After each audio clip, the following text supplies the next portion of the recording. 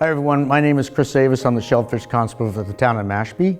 I'd just like to let everybody know that oyster season has started November 1st and it will run through March 31st. You can easily get a permit at Town Hall at the town clerk's office. You've probably seen how easy it is to obtain one. Hi, this is Chris Ball of Mashpee TV.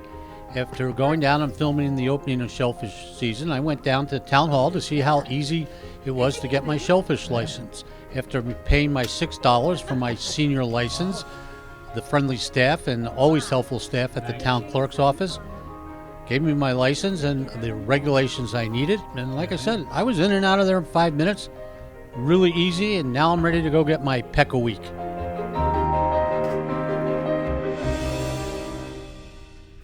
The oysters that we replenish yearly are down at Mashpee Neck Landing boat ramp, AKA Baker's boat ramp, Ed Baker.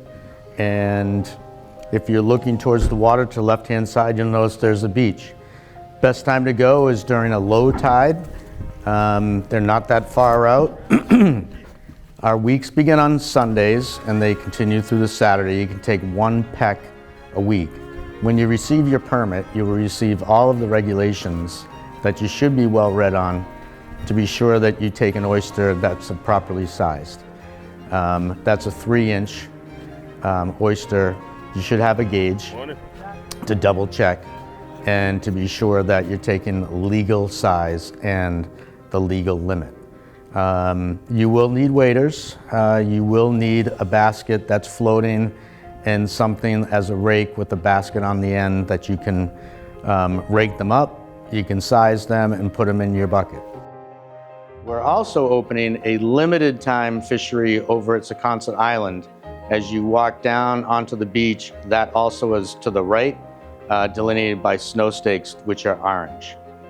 So please come down, get your permit. We'll be down there. Most low tides, which should be perfect for anybody to get their peck per week.